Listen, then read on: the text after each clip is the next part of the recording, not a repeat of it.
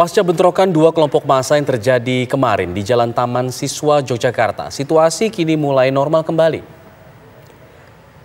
Pengguna jalan sudah mulai kembali beraktivitas menggunakan rute jalur Taman Siswa, sementara para pedagang sudah membuka toko mereka untuk kembali berjualan.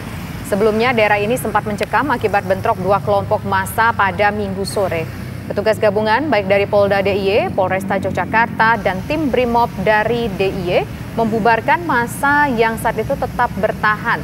Saat ini kegiatan di sekitar kawasan Taman Siswa sudah kembali seperti sedia kala. Namun, Museum Dewantoro yang berada di Kompleks Pendopo Taman Siswa masih ditutup. Warga berharap bentrokan kedua massa tidak kembali terjadi.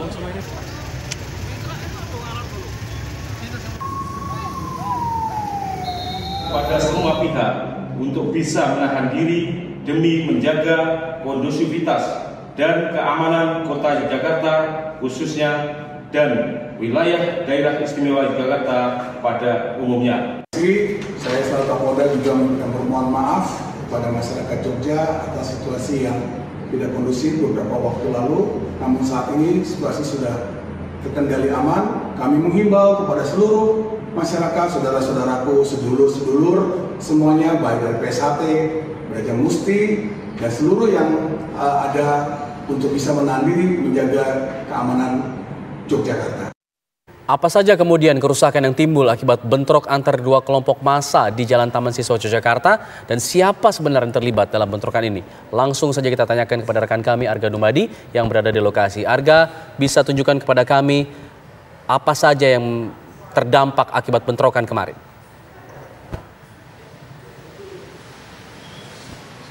Ya, Alfa dan pemirsa, seperti sudah disampaikan sebelumnya bahwa bentrokan yang terjadi pada malam hari tadi ini juga menimbulkan sejumlah kerusakan di Museum Taman Siswa Timantara Kirtigria. Ya, dan dapat kami sampaikan kepada Anda pemirsa bahwa museum ini sendiri bangunannya beserta isinya merupakan peninggalan dari Bapak Ki Hajar Dewantara atau Bapak Pendidikan Indonesia, sehingga dapat Anda pastikan bahwa benda-benda yang ada di dalam museum ini merupakan benda-benda bersejarah.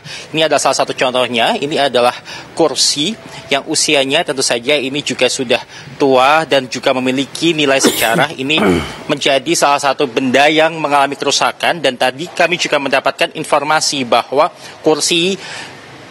kondisi tatanan kursi pada malam hari tadi ini begitu berantakan pemirsa, dan kemudian selain kursi ini juga ada benda lain yang mungkin tidak rusak tapi ada telapak kakinya. Mungkin kamera bisa menyorot ke meja ini, yang mana kami mendapatkan informasi bahwa meja ini menjadi saksi pertemuan antara Bapak Ki Hajar Dewantara dengan proklamator Indonesia Bung Karno. Selain di meja ini, kemudian kami juga melihat adanya tapak kaki ini di lemari. Ini ada beberapa tapak kaki di sini, begitu pemirsa.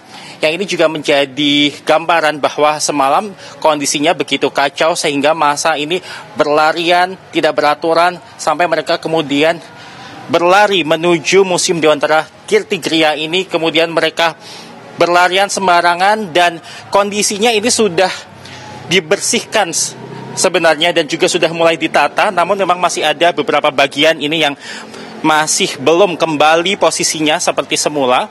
Mungkin bisa ditampilkan di layar, itu ada juga tempat cuci tangan yang posisinya tiba-tiba berada di tengah gang ataupun juga lorong ini, karena semalam ini massa begitu tidak beraturan. Dan juga ada pot-pot, ini pot-pot bunga yang ada di sini. Ya, ini masih belum dibersihkan sehingga dapat Anda saksikan sendiri ini pemirsa. Ya, pot-pot bunganya ini begitu rusak begitu ya. Ini pecah, kemudian juga bunganya ini juga terinjak-injak. Dan oleh karena itu hingga saat ini Museum Dewantara Kirtigria yang biasanya pada hari Senin ini mereka beroperasi, pada hari ini mereka tidak beroperasi. Dan saya akan mengajak Anda untuk terus ke belakang karena ini juga ada kerusakan lain yang diakibatkan oleh rusuhnya kondisi pada malam hari tadi. Di belakang sini ini ada sebuah pintu sebenarnya pemirsa, namun pintunya ini sudah jebol. Baik, ini bisa Anda saksikan. Ya, ini pintunya sudah jebol dan sudah tidak terpasang lagi.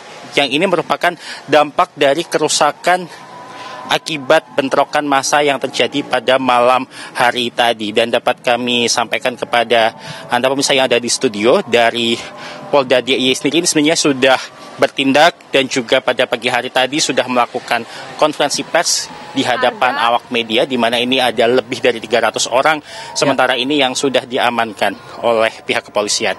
Ya, kembali ke Jakarta. Arga, sebetulnya apa yang menjadi penyebab dari bentrokan ini kemarin?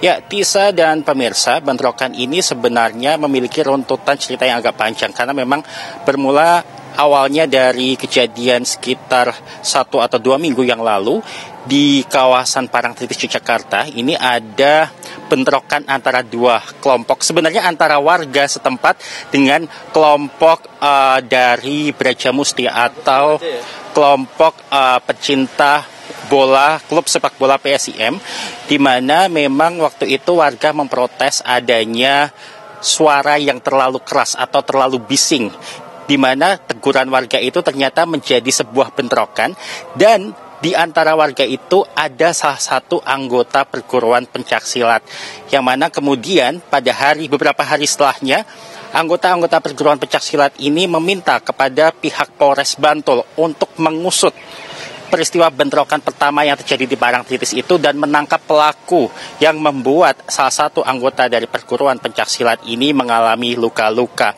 Dan kemudian kemarin ini dari kelompok perguruan pencaksilat ini menuju ke kawasan Yogyakarta, awalnya adalah untuk menuju ke Polres Bantul untuk memastikan apakah betul bahwa sudah ada pelaku yang ditangkap atas bentrokan yang terjadi pada pertama kalinya.